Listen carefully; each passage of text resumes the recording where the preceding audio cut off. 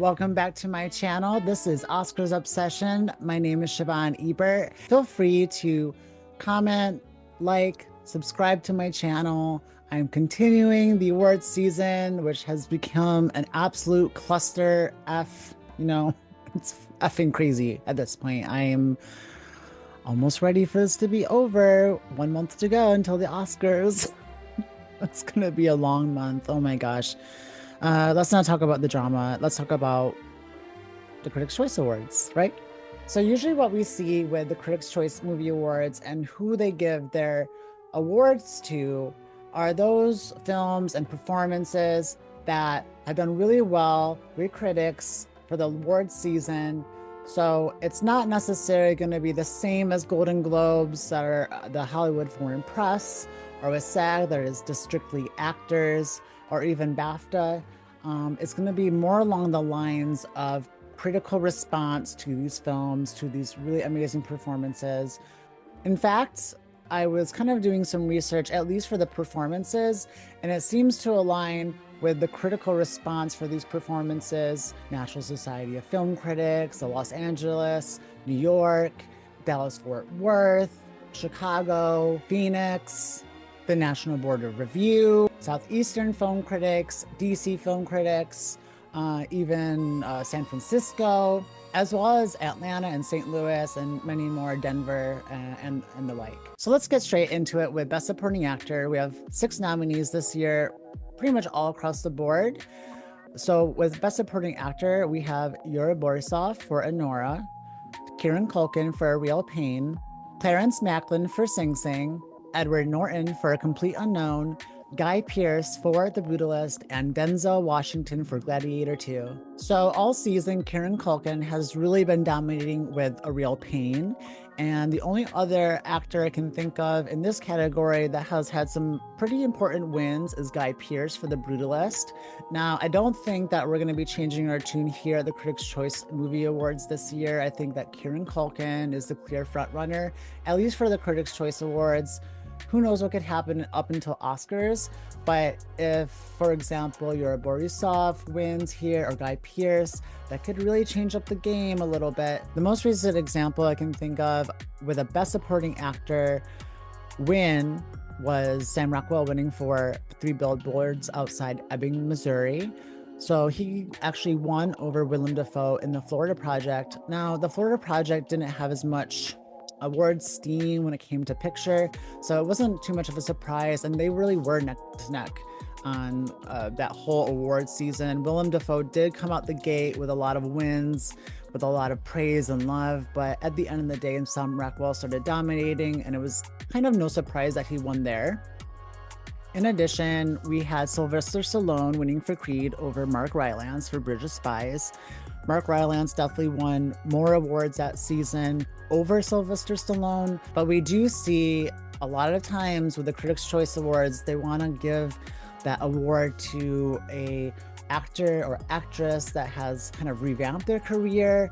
But I do believe that Kieran Culkin is our winner for A Real Pain. So let's move on to Best Supporting Actress. I think this one is going to be a little bit of a change up from what we've been seeing with at least Golden Globes. Kieran Culkin did win that Golden Globe. It was pretty obvious he's going to. But with this one, it might be a little bit different, and I don't think it's going to be a shock. So our nominees for Best Supporting Actress are Danielle Deadwyler for The Piano Lesson, Anjanou Ellis-Taylor for Nickel Boys, Ariana Grande for Wicked, Margaret Qualley for The Substance, Isabella Rossellini for Conclave, and Zoe Saldana for Emilia Pérez. So it's really between Ariana Grande, I believe, for Wicked, and Zoe Saldana for Emilia Pérez. The most recent example I can think of in the past decade, or actually the only one that shows up on my radar, is Maria Bakalova winning over Yoon Yo-jung for Minari. And so, of course, that was a very critically acclaimed sequel, and Maria Bakalova really had a brilliant turn in that film. Also, I think that the Critics' Choice Movie Awards, with critics, I think it's touch and go with any kind of performance that's in a different language, with Isabel Huppert et al., who lost to Natalie Portman for Jackie. However, as I was looking through kind of who's been dominating the critics throughout the whole season, Ariana Grande really is a clear front runner here. Zoe Saldana has done pretty well, but definitely not at the level that Ariana Grande has been performing at. So here I'm not really seeing Zoe Saldana winning. I think that Ariana Grande is going to win this award. Zoe Saldana's role is about 90% in Spanish, so I'm not quite sure that that's going to resonate with the Canadian side. Well, the American Canadian film critics. I mean, it should at the end of the day, but for some reason it's a little bit different here, and 9 times out of 10, any kind of performance in a different language other than English doesn't win. So my prediction for Best Supporting Actress at the Critics' Choice this year is Ariana Grande for Wicked. And I think that's really gonna shake up the conversation. I think it's gonna open up a pathway for Ariana Grande. She will probably win at SAG as well, I believe. BAFTA, I'm not quite sure, but definitely for a Critics' Choice, I think that Ariana Grande takes the cake here. Now I want to talk about Best International Feature. So the nominations for Best Foreign Language Film are All We Imagine Is Light, Emilia Pérez, Flow, I'm Still Here, Kneecap, and The Seed of the Sacred Fig.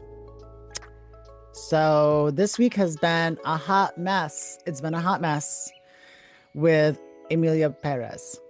The voting definitely closed before a lot of the really intense backlash against this film. There was always a little bit of backlash, but it really ramped up, especially with the elephant in the room, she who must not be named. But yeah, so Emilia Pérez, it does have that Best Picture nomination for Critics' Choice. But we do see All We Imagine Is Light there, and I'm Still Here. All We Imagine Light did get the most critics wins for Best International Feature, with Emilia Pérez just coming in behind, I believe. Emilia Pérez is nominated for Best Film, so for me, it would make sense to give that prize to Emilia Pérez. But also, like, I'm Still Here is really getting a lot of love. Fernanda Torres did not get Best Actress nomination here. So part of me is thinking, is the Critics' Choice Awards kind of gonna get behind I'm Still Here? Like, Fernanda Torres is not there. So are they going to be like, okay, well, she's not there, so we're going to give it to I'm Still Here in Best International Feature Film? But I'm Still Here did not get many wins over this past season with the critics group, so I'm not quite sure it wins here. All We Imagine Light is definitely like the critical darling of the year in terms of this category. It has won so many awards for being the Best International Feature Film of the year. It's not going to be at the Oscars. It wasn't submitted as a foreign language international film competing in this category. So maybe the Critics' Choice just says, hey, this is not going to win the Oscar, but it's definitely like the best one here. Maybe I'm Still Here is also, I feel like they're like head to head, right? But I'm not really sure. Like, Emilia Pérez also has done really well in this category, so I don't see any, reason to believe it doesn't win. But it's in Best Film.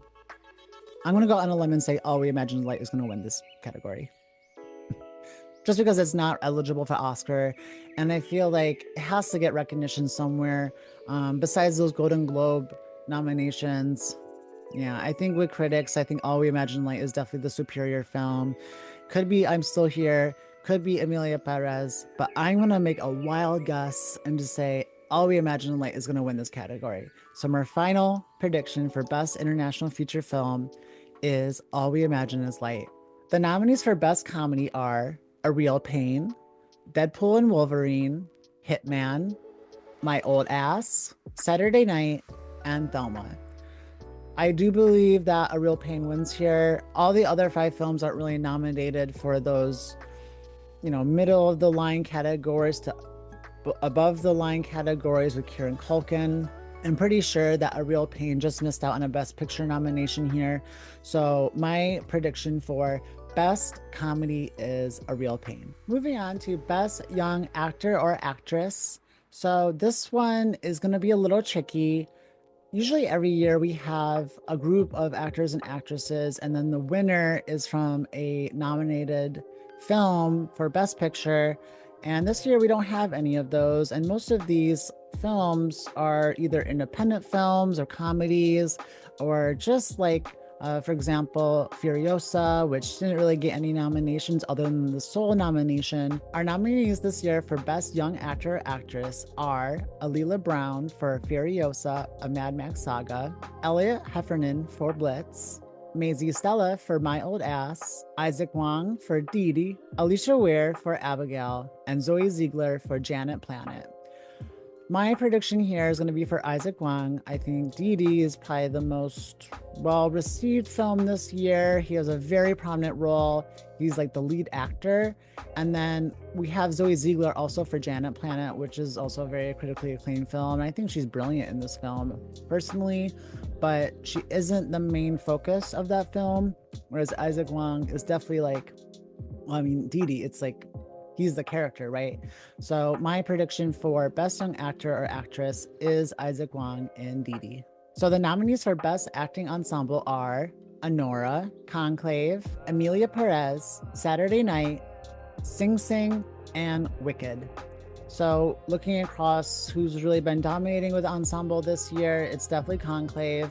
I think Conclave could win here and be the sole acting win for the Critics' Choice Awards, unless we get like an upset with Ralph Fiennes. But I really do think it's between 3 films here with Conclave, Sing Sing, and Wicked. They might choose, hey, we're going to put Sing Sing as our winner here, just because I'm not really sure if Colman Domingo is going to win the Best Actor prize here for Sing Sing. And yeah, I mean, it could be a big surprise and Sing Sing gets in and, you know, wins that category. But for now, I'm going to be going with Conclave. And I think it's very possible that Conclave could win at SAG. But I'm kind of leaning towards Wicked there. I'm not quite sure. We do see a big correlation between Best Ensemble, Best Casting, and then also with Best Picture. But, you know, it seems like the mood and theme right now in this award season, with all the drama, chaos, vitriol, backstabbing, bad acts, weird tweets, racism, just a whole bunch of crap that is just like completely unnecessary, and it makes everything a lot less fun in a way. Just for me, I don't like the drama of it all. It's just kind of disgusting. But I think Conclave kind of epitomizes all of this sort of drama going on. Now, when the Critics' Choice Awards voting kind of ended, it was kind of before all of it, but yeah, I think Conclave is our winner here. So my final prediction for Best Ensemble is Conclave. Let's get into some of the technical categories, starting with Best Editing. So our nominees for Best Editing this year are Anora, The Brutalist, Challengers, Conclave, Dune Part 2, and September 5. This one's a little bit tricky. Challengers did get a lot of love this year for its editing. I think it's the best editing of the year. It wasn't nominated at the Oscars. Maybe it just sneaks in here and wins, and that's kind of the prize it gets this year.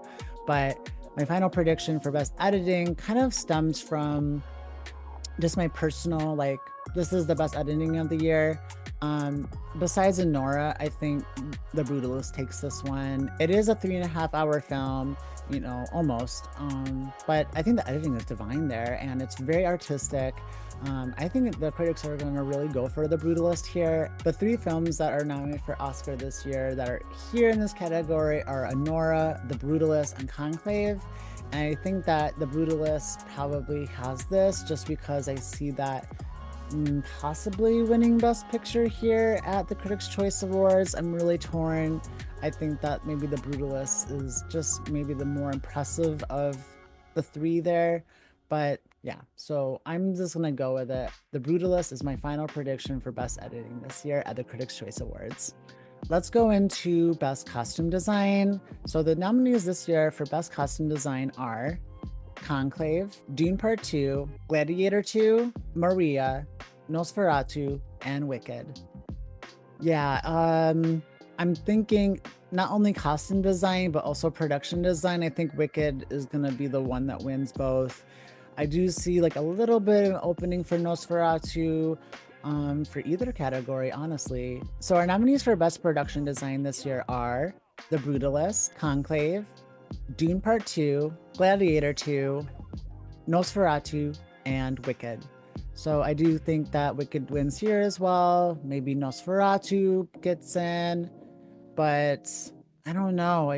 Or maybe Dune Part 2. You never know. And that was like a Dune Part 2 was in there for production design at the Oscars. And that's when we all kind of had this collective like sigh of relief. Okay, Dune Part 2 is here. We don't have to worry about things just yet. But yeah, I think Wicked gets in here too. I think it's going to win costume design and production design. It's just like one of those films that is like, you really think about, you know, the technically like the design aspects of the films this year. I think that Wicked and Nosferatu are like the leading films for technical achievements this year, at least with production design and costume design. And I see it winning both. So my final prediction for best production design this year is Wicked. Moving on to best hair and makeup. Now, this is what I was predicting to be hair and makeup this year at the Oscars, but it wasn't quite, right? A Different Man got in. Our nominees are Beetlejuice, love that nomination, A Different Man, Dune Part 2, Nosferatu, The Substance, and Wicked. So I'm thinking that The Substance is going to win here. I think that critics really love the makeup and hairstyling here. I mean, it's all about that. I mean, by the end, you're like, okay, like they created something. They really created something here, and it should be recognized, obviously. I think that it might be a little bit more complicated than that. Maybe Wicked gets in here too. Maybe there's something else, like A Different Man, that, you know, it has amazing makeup. I'm not sure about hairstyling. So when I think about the makeup and hairstyling, I think the more technically impressive one here would either be Wicked or The Substance. But I just think based on what I've been seeing with makeup and hairstyling and who the awards are going to, and just like that overwhelming feeling, like this is all about, it's like makeup, right? It's all about the different prosthetics they put on. I mean, not just prosthetics. I mean, it's like full body prosthetics, right? So I think just based on the sheer scale of what's done there, it's probably going to go to The Substance. So my final prediction for this category in makeup and hairstyling is The Substance. So best animated feature, same nominees as the Oscars. We have Flow, Inside Out 2, Memoir of a Snail, Wallace and Gromit, Vengeance Most Foul, and The Wild Robot. So a lot of folks have been giving Flow awards for this category. But also The Wild Robot has been getting a lot of awards as well.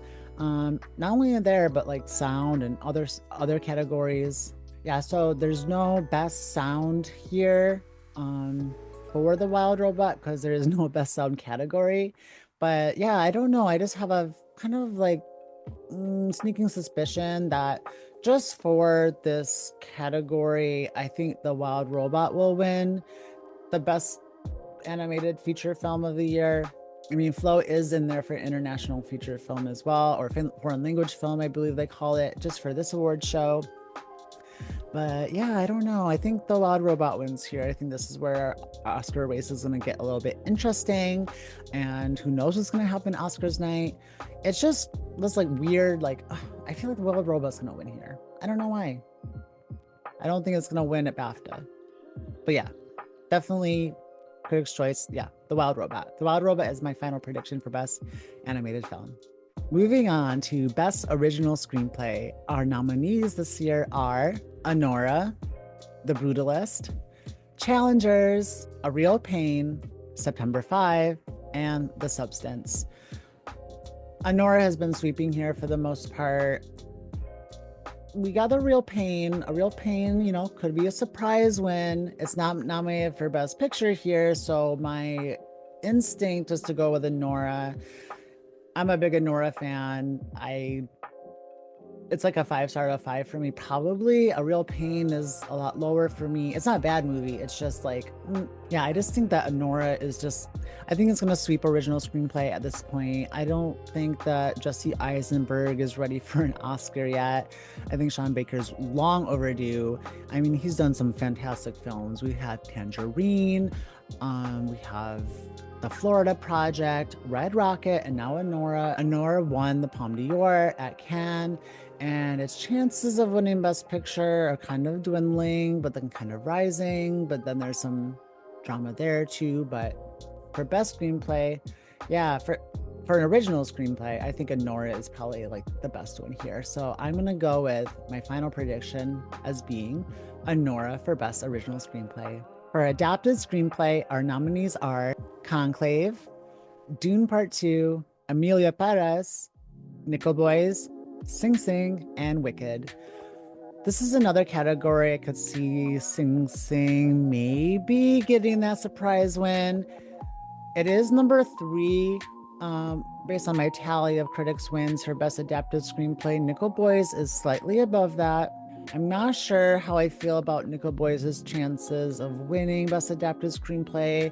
I think it has a better chance in cinematography, which is kind of crazy because it didn't get an ASC nomination and it didn't get an Oscar nomination, but it like almost swept the entire season in terms of cinematography, except for Conclave, and it was kind of neck and neck all season. And you know, it could be that Nickel Boys wins here or Sing Sing. I think that, Sing Sing is kind of, a dark horse here. So my final prediction is that Golden Globe winner, Conclave. Moving on to Best Song, I think that El Mal has it here. I don't see how it doesn't, unless Compress Repress somehow wins, but also that's not for Oscar. Between the nominations, we have Beautiful That Way from The Last Showgirl, Compress Repress from Challengers, El Mal from Emilia Pérez, Harper and Will Go West from Will and Harper, Kiss the Sky from The Wild Robot, and Mi Camino from Emilia Pérez. Yeah, I think that El Mal has this in the bag. Maybe there's a shock here. Maybe Compress Repress somehow gets that Best Song win, or maybe even Beautiful That Way. Like there's a split vote between El Mal and Mi Camino.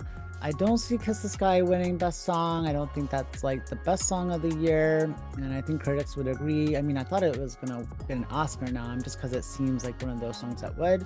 But yeah, my final prediction for Best Original Song this year for the Critics' Choice Awards is El Mal from Emilia Pérez. Moving on to Best Score, our nominees are The Brutalist, Challengers, Dune Part 2, Conclave, Emilia Pérez, and The Wild Robot. Yeah, so I was thinking about this, and yeah, the Golden Globes gave it to Challengers. It might win here. You never know. It'll be interesting because then we're like, going into Oscars night, we were like, we have no idea what's going to happen, right? Could be anyone. But just having seen The Brutalist recently and hearing that score, oh my God, that is a score. It's 3.5 hours of almost constant music.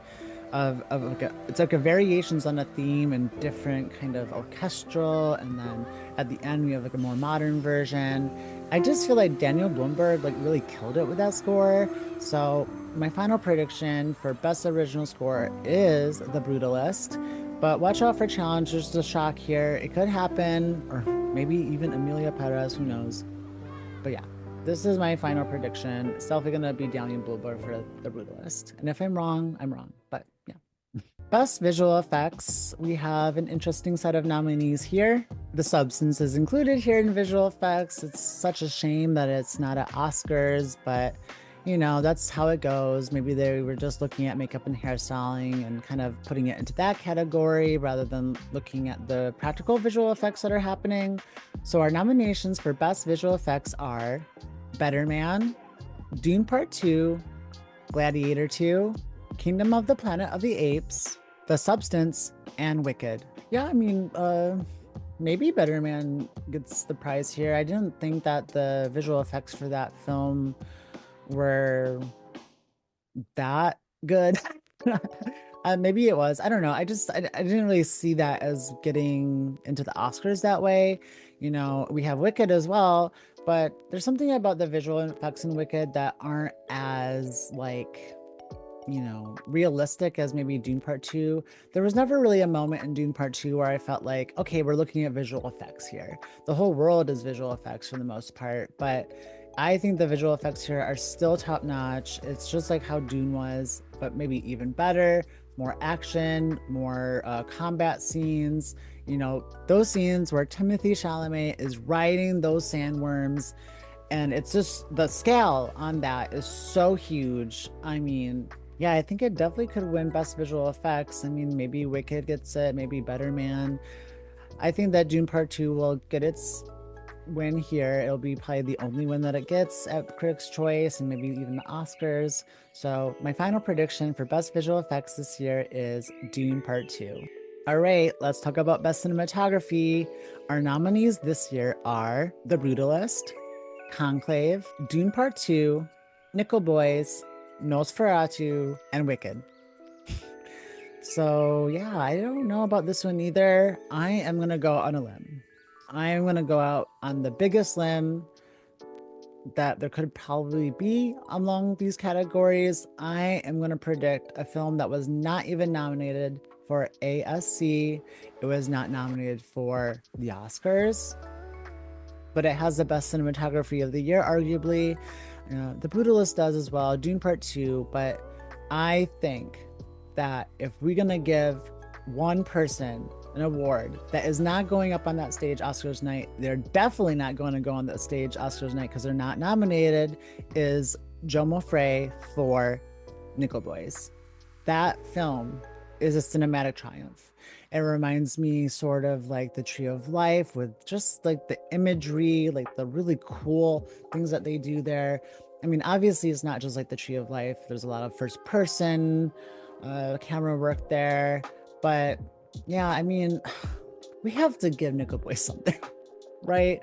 If it's not Best Picture, if it's not Best Adapted Screenplay, if there's no nomination for Anjana Ellis-Taylor for Best Supporting Actress, I mean, we have to give Nickel Boys something. We have to. Please give Nickel Boys something. Yeah, give Nickel Boys a win at Best Cinematography. He really deserves it. Jomo Frey, I mean, he was like sweeping a lot of categories. He was sweeping a lot of those critics groups. And I know that he wasn't nominated for an Oscar. And I do know that, you know, maybe Nosferatu is probably the better pick here, just based on kind of what I've seen with Critics' Choice in the past. But also it could be The Brutalist. But yeah, I'm just going to make a shock prediction, like I am in a couple other categories. I'm going to go with Nickel Boys here. My final prediction for Best Cinematography at the Critics' Choice Awards is Nickel Boys.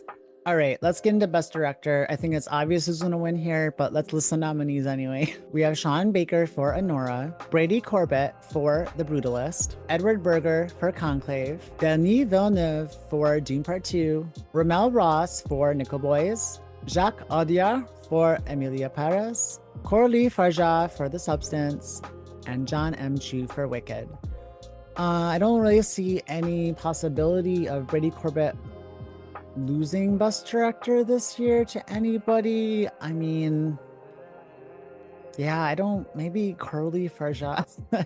I don't know. I don't think Coralie Farja is going to win Best Director anywhere. I mean, she could, but I don't think she's going to. All season, I was thinking Edward Berger might win Best Director this year. Who knows? Maybe, you know, Brady Corbett's cooked with just some of the AI allegations, which I think are so minuscule and no one's really paying attention to that. But yeah, Brady Corbett's been, honestly, he's been mopping up wins. He's got 7 wins for really major, you know, award shows and critics groups. And the next best one is Sean Baker. And I think Anora is like a writing triumph, an acting triumph. It's a triumph in itself, but I don't see Sean Baker winning Best Director for Anora. I see Brady Corbett. I think that they're gonna award a film that is recalling those days in the 70s where they threw money at an auteur or a filmmaker and were like, make the best film possible. We don't care what you do, just make it and make it good, right?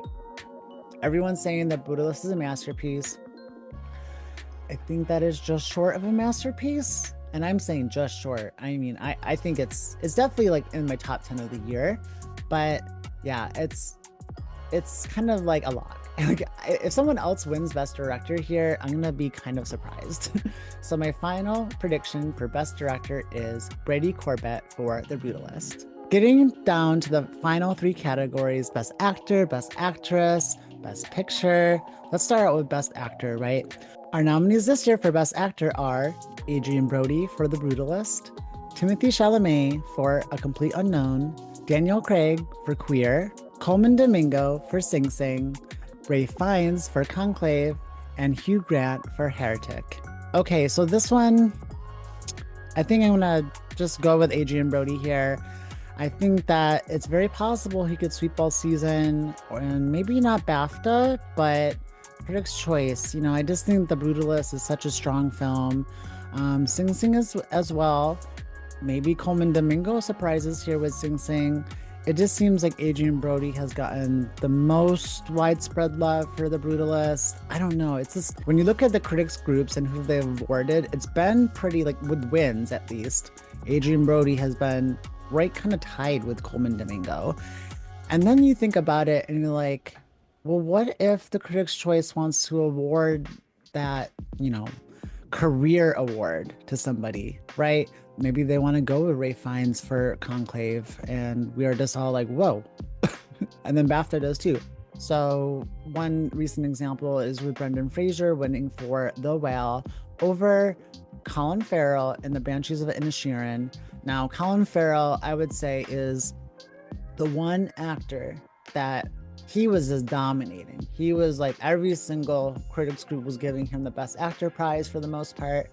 Brendan Fraser had some wins here and there, but at the end of the day, Colin Farrell was definitely the favorite, and I was kind of surprised that he didn't win for Banshees of Inisherin. Now, Colin Farrell also lost the BAFTA to Austin Butler, which I thought was a choice. I mean, I love Austin Butler's performance in Elvis, but yeah, Colin Farrell kind of just like dropped out of the conversation last minute with that film. So when Brendan Fraser won the Critics' Choice Award, that did catapult him into, okay, he's definitely a threat here. We all knew that he was going to be winning something.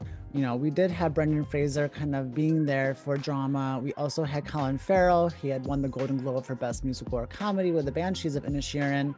So the fact that Brendan Fraser won over Colin Farrell was just a little bit of a surprise, in my opinion. The Whale was kind of like, it was really like critically divided about this film. The critics were like, either they loved it or they hated it. The Banshees of Inisherin was critically acclaimed all across the board. So when Brendan Fraser won that award, it was a big surprise. I think we can watch out for Timothée Chalamet at some point. Maybe he has an inroad to win the Oscar. He doesn't have as many emotional beats as Adrien Brody, as Colman Domingo, even Ralph Fiennes with that kind of more understated performance in Conclave. But yeah, Adrien Brody, even though there was like controversy with AI, I think the voting ended before that little leak or whatever it was. And that really shouldn't disqualify him from getting that Oscar this year, right? It was used in like one scene. So it was like for a few words, and Hungarian's a hard accent to nail. It's not like his whole role was AI driven. No one was in that film. I think that is just like a weird tactic by a bunch of people who are in support of one actor, and I think it's pretty obvious who that actor is. It's not the actor, obviously, making these rumors, but I don't think so here. I think with critics, Adrien Brody has been at the forefront, along with Colman Domingo, and I don't know if this is Colman Domingo's year. I think that he could be a surprise in Best Actor this year. But my final prediction for Best Actor is Adrien Brody in The Brutalist. Okay, let's get into Best Actress. Our nominees for Best Actress this year are Cynthia Erivo in Wicked, Carla Sofia Gascon in Emilia Pérez, Marianne Jean-Baptiste in Hard Truths, Angelina Jolie for Maria, Mikey Madison for Anora, and Demi Moore for The Substance. This is going to be another big shocker of a prediction. I could be dead wrong here. But for Mikey Madison to get into this Oscar race, she needs to get this trophy. Like, she just needs to. Or else Demi Moore is probably going to sweep the season, in my opinion. I think that she's a big favorite for BAFTA. unless we start going for Marianne Jean Baptiste and we're just like, whoa, what's going on? I mean, we're not getting any more inroads of who to predict for Best Actress. But when I look at who the critics have been awarding, yeah, Marianne Jean Baptiste did get that trifecta of the National Society of Film Critics, LA, New York, some other awards. She got in for BAFTA. But I think that film is just, I don't know, like when I think about it, Ethan Hawke he swept the award season for First Reformed, but then Christian Bale won for Vice. So, Christian Bale also won for Vice for the Golden Globe for Best Comedy or Musical at the Golden Globes. But yeah, I just feel like this category is a little crazy. It's very evident that the critics really prefer Mikey Madison this year. I mean, it's a no-brainer, right? She's won like 8 major prizes among critics groups. Demi Moore has only had like 1 win, and that was at the Golden Globes. She didn't get any like critics awards. But yeah, I mean, like it's probably between Demi Moore and Mikey Madison at this point, and I could be overthinking this. Maybe Demi Moore just sweeps the entire season, and it's gonna be, her race, and maybe she just gets it, and we're just blindsided by how powerful this performance is. But I want Mikey to win. I want Mikey to win, so I'm predicting her to win. I think that maybe that's just the wrong approach to take, but I think the data kind of backs me up on this. She definitely had a very showy performance in Anora. She's at the heart of that film. And I think if we're going to give Anora love, besides the screenplay, it is going to be in Best Actress. My only reservation about this is young actresses don't tend to win this award, especially for the Critics' Choice Awards. And I'm thinking kind of like Kristen Stewart for Spencer. Kristen Stewart, when Spencer came out and the critics were looking at it, they were like just handing out awards to her. It was like left and right, left and right, left and right. And then they ended up going with Jessica Chastain. And honestly, I think that is one of the more bigger surprises besides Brendan Fraser winning. But I mean, it wasn't really a huge surprise, right? I just thought with critics, like The Eyes of Tammy Faye was not like a really highly accoladed film. So when she won that award, it was more so like, you've had a great career and you really deserve to be a winner with something. And that was a good role for her and she killed it. But Kristen Stewart was definitely like the favorite in terms of critics. And she had already had like one really critically acclaimed performance that wasn't even nominated anywhere at the precursors, and that was for Clouds of Sils Maria. So when she was nominated, I wasn't surprised, and even for the Oscars, I was like, she's getting in, right? I mean, like, she has to. No one was like predicting her, I feel like, for the Oscars at least, but I was like, is she gonna win the Critics' Choice Award? And she didn't, and I wasn't surprised. But even for the Golden Globes, like, Nicole Kidman won that year for being the Ricardos. So Kristen Stewart not winning was not a surprise. But when you look at Anora and The Brutalist are like the top 2 films of the year, in my opinion. They're way up there. Like, it's Dune Part 2 doesn't have any acting nominations. In terms of Wicked, like, yeah, that's a people pleaser, crowd pleaser. I'm not sure if critics are going to like really go for that film with Cynthia Erivo. Maybe she wins and we're all like, whoa, okay. Cynthia Erivo just won Best Actress at Critics' Choice. So what's going to happen next? But yeah, I think that Mikey has this one. I'm just going to go with it. I'm going to be controversial here. And in terms of the other nominees, I think Angelina Jolie is just not good in Maria. In terms of like portraying Maria Callas, I don't think that she did well. I think that she has some good acting in the film, but I didn't like that film, Maria. I didn't like it. And I don't think critics liked Maria as much as Spencer, and definitely not as much as Jackie. And then with Carla Sofia Gascon, she has too little screen time.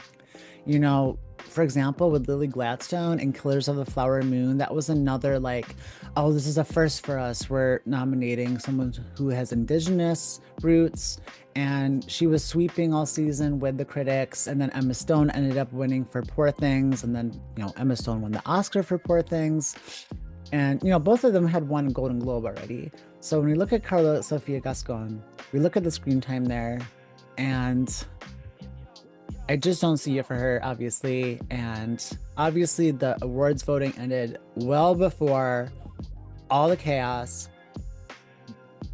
and the Twitter craziness and just the. Oh my God. Like, I honestly can't even talk about it because as of today, I've like totally like, I'm like, I can't, this woman cannot win Best Actress. First of all, she's the best supporting actress, maybe. And even so, I'm like, I just feel like, no, like she's not winning Best Actress here. Like, I was thinking like last week, like, okay, so maybe BAFTA will give her something. Maybe that's her inroad with BAFTA. She lost the Golden Globe to Demi Moore. So I feel like, yeah. Carla Sofia Gascon is not in the race. She's just not in the race. It doesn't matter if the voting ended before all this drama. She's just not going to win Best Actress at Critics' Choice. She's not winning at the Oscars. And I don't think that she's going to win at BAFTA now. So I think that she's going to be completely shut out for the rest of the season. And it makes sense because she's really at the bottom tier of all of these folks. Mikey Madison has the most widespread love for Anora, and Demi Moore, she's been nominated for a bunch of stuff in terms of critics circles and critics groups and all those associations involving, film criticism. Mikey Madison has a performance of the year according to critics, so I'm gonna go with Mikey Madison. And the only way I can think of a split vote would be, Marianne Jean-Baptiste had a lot of wins. So if Mikey Madison and Marianne split vote, then, Demi would probably get the Critics' Choice Award. But yeah, I'm just gonna go on a limb and say Mikey Madison for Anora. I think she deserves a trophy. She deserves to be on that podium, say what she's gonna say, and let's see what happens. Yeah, so my final prediction for Best Actress at the Critics' Choice Awards this year is Mikey Madison for Anora. All right, it's that time. The Best Picture lineup, top 10 films of the year. So this was my top 10 in terms of predictions, like for Sing Sing. Like people were really like, Sing Sing's not getting into Best Picture. And I was like, okay, I guess you're right. I guess it's gone from number 1 to number 4 to number 6 to number 9 to number 10 to number 12. And yeah, our top 10 of the year was what I predicted like a couple months ago. So our top 10 here is Anora, The Brutalist, A Complete Unknown, Conclave, Dune Part 2, Emilia Pérez, Nickel Boys, Sing Sing, The Substance, and Wicked. So I think that Anora and The Brutalist are kind of neck and neck here. When I was looking at all the films that were getting those critics awards all season long, Anora did come slightly above The Brutalist, but I think that in terms of just the sheer weight of how good The Brutalist is and the scale, it's people had pointed out like, oh, The Irishman didn't win, The Killers of the Flower Moon didn't win Best Picture, they were too long. Okay, Oppenheimer was really long too, and it swept. Like it did. Like it was unstoppable. There was no chance it wasn't going to win Best Picture. And I think there's something about The Brutalist here. I think that it's going to just outperform Anora. And I was thinking for the past 2 weeks, one between Mikey Madison and Demi Moore, but also between Anora and The Brutalist. And I just feel like The Brutalist is going to come out on top here. I wish that Sing Sing had a better chance. I kind of wish there was like some random winner that's just like, whoa, like Nickel Boys out of nowhere comes in and does something. maybe Conclave, but yeah, I just feel like it's between Anora and The Brutalist. And this year, the Best Picture winner is probably going to be The Brutalist. I'm predicting it. What do you all think? Is Wicked going to come out of nowhere and win Best Picture? Is Conclave going to, sneak in here and then we start talking about Conclave as well? But yeah, I think the film with the most love right now is The Brutalist in terms of like everyone rating it as it's like maybe number two. And then people are going, oh, actually, I think that's the better film. I think that Anora is just, it's some people are putting it at the top, some people more in the middle ground. And when they get the slips for voting, it's going to go more towards The Brutalist. So my final prediction for Best Picture at the Critics' Choice Movie Awards this year is The Brutalist. Yeah, so Critics' Choice winners, I mean, Golden Globe always sets the tone for the Oscars, of course, but it's not always the case that Golden Globe so closely aligns with the Oscars. I think it's been better recently. I mean, I remember like 10 years ago, and actually like farther back, like Burlesque getting in for Best Picture, musical, comedy, like things like that, like silly things, right? Ever since it expanded the membership for the voting body, it's been a little bit better. Well, a lot better, let's just be honest. So Critics' Choice is going to set the tone for the awards season. It's going to revamp everything. And then we're going to get into SAG and BAFTA. And that's when the predictions are gonna start to be a little bit more finalized. But preemptively, this is what I'm thinking. I think Anora's gonna do a little bit better than most people think it's gonna do. It might even win Best Picture. It does have the data behind it. It has the numbers. The Brutalist, I think this is when it starts to get really serious for Best Picture. So I just got my screeners in for Sundance. I'm going to be watching By Design, Ricky, and Utopia.